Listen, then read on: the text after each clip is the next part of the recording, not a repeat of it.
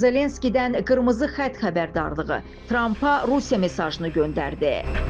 Ukrayna tərəfi qeyd şərtsiz atəşkəsə hazırdır. Lakin bu mərhələyə qədər ərazi bütövlüyü məsələsi müzakirə olunmayacaq.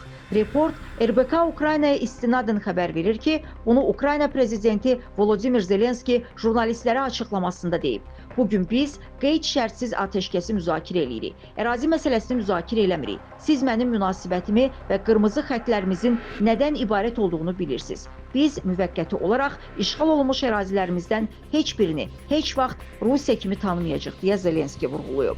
O, Amerika Birləşmiş Ştatlarının xüsusi elçisi Steve Witkoff'un strategiyasına da münasibət bildirib və bunu təhlükəli hesab elədiyini bildirib. Zelenskinin fikrincə, Witkoff şuurlu və ya şuursuz şəkildə Rus rəvayətlərini yayır, bu da sülh danışıqlarına kömək eləmir.